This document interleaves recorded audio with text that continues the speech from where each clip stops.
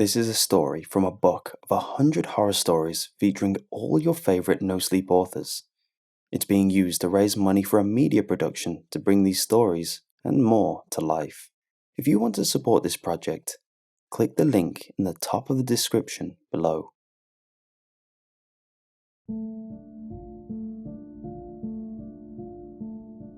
Great men do not lie still in death. Our words echo across time, a light for others to follow when their own fires burn low. Thus shall my torch be taken up again. Thus shall I dwell once more among the living. Those were the last lines Alexander Notovich ever wrote. I know they belong to him because I watched his frail hand tremble a tortuous route across the page. I know they were his last because I watched him die in that leather chair the same evening. You may have never heard of him, but I guarantee you've seen the light of his torches. Alexander wrote in 100 different styles under 100 different names. His work has sold millions of copies and has been translated into 442 languages.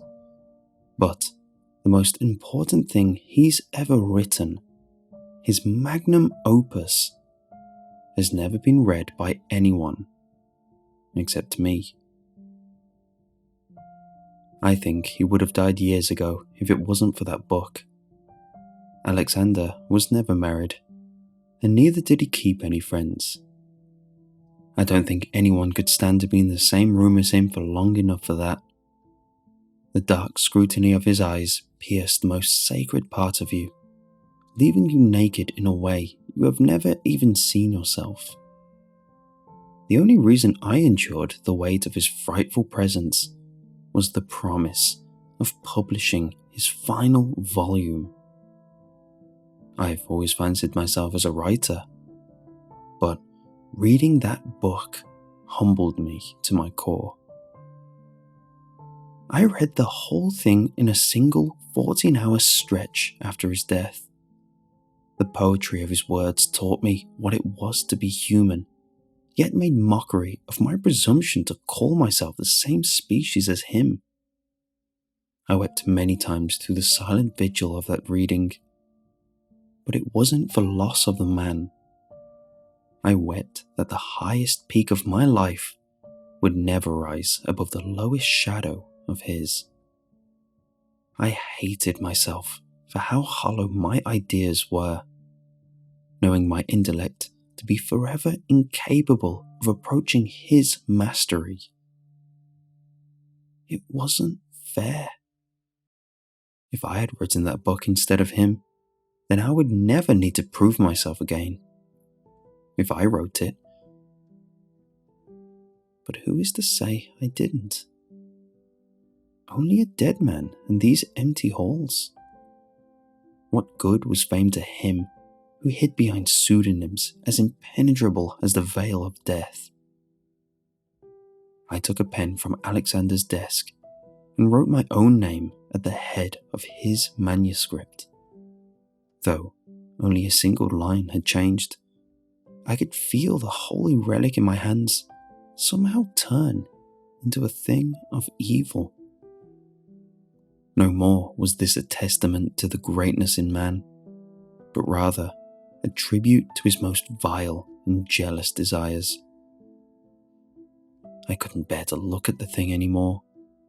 I held it down upon the dead man's desk, half expecting it to burn a hole straight through. Yet there, the crumpled sheets lay, a forgotten pile of rubbish, but for me. I reverently sorted the papers once more and, opening the word presser on my laptop, began to type. I watched my fingers write my own name at the top, and I did nothing to stop them. It took several days to type the entire manuscript, made longer by my constant need to reread passages that I'd somehow skipped the first time. It wasn't a matter of 2 pages sticking together either. There were unfamiliar sentences within memorable paragraphs, unnoticed notes in the margin, and even a whole chapter that I had never seen before. It was almost as though someone had edited the work during the night. I dutifully recorded them regardless, telling myself that I had been too excited to register them the first time around. I didn't allow myself to question the genius until I'd reached the very last sentence of the very last paragraph on the very last page. Thus is my torch taken up again. Thus I dwell once more among the living. The first time I read that line, it was written in the future tense. Now it was written in the present. I was sure of it. The lines had been steered into my mind as surely as my own name. Alexander's house no longer felt as empty as it had a moment before.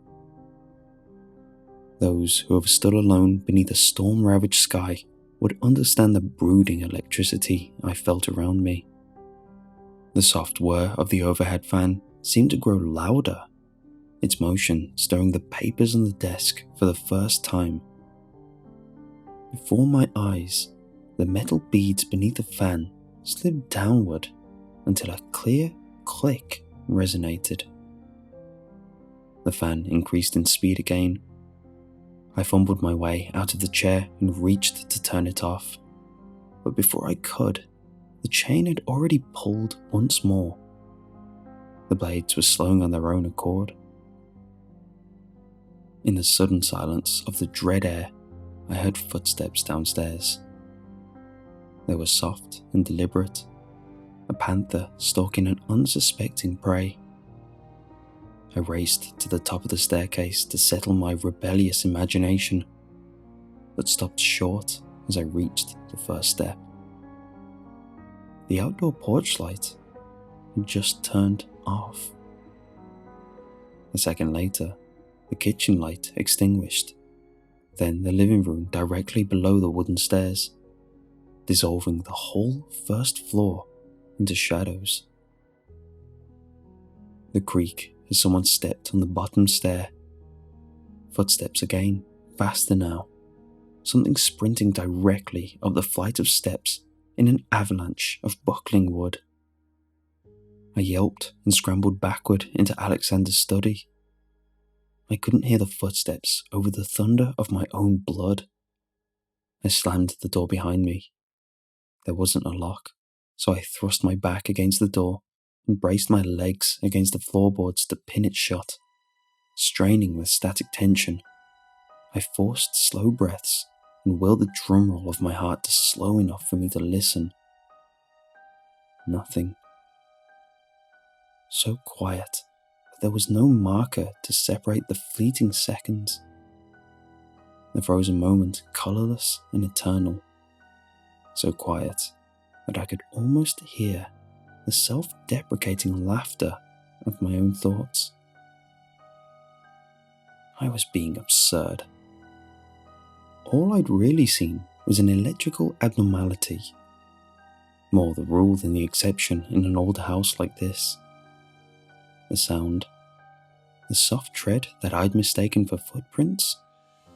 Nothing but the thrumming of a blown fuse or transformer outside. "All right, wise guy," my thoughts seemed to retort. "Then why don't you explain those shuffling sounds running up and down the doorframe? Those dry, dusty snorts, like methodical sandpaper grating against rough wood." The study lights cut with such vicious swiftness that I jolted and grunted in sudden alarm.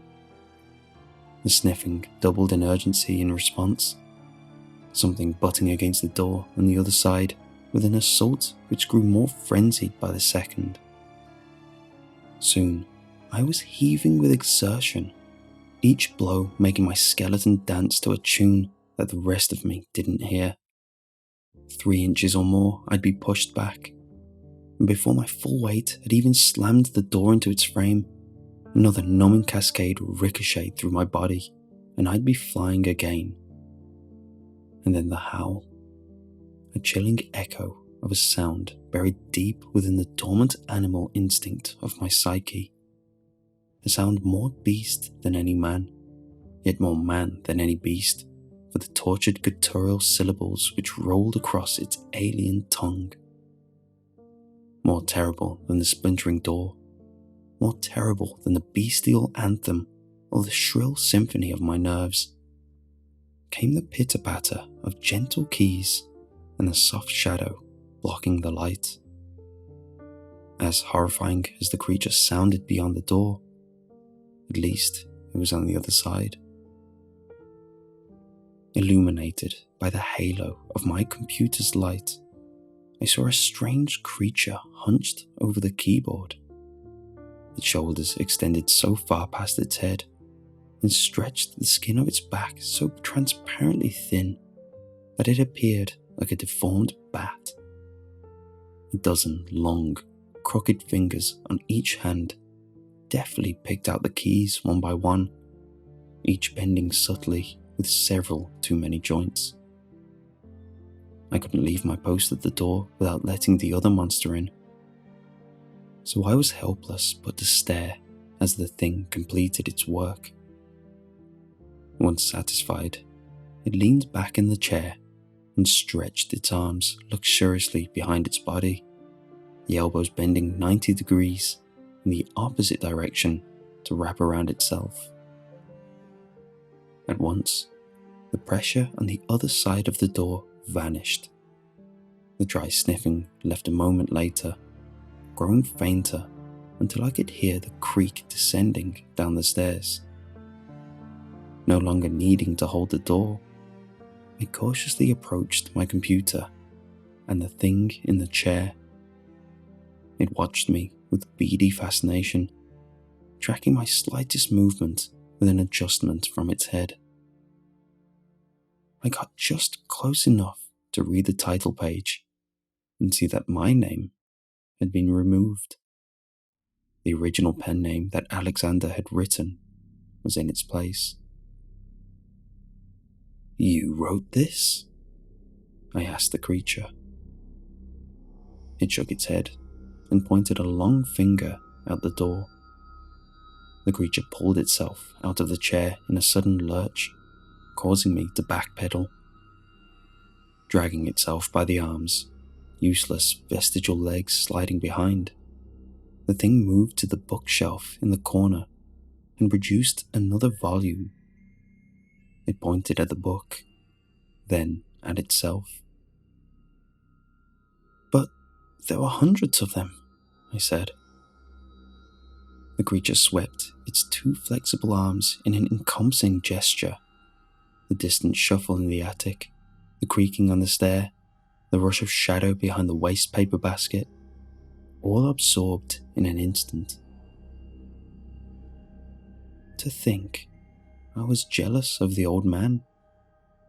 All he's ever done is sell the books these mutant monsters have produced. And if I'm careful, and if I'm kind to them, then through me, they'll write 100 more.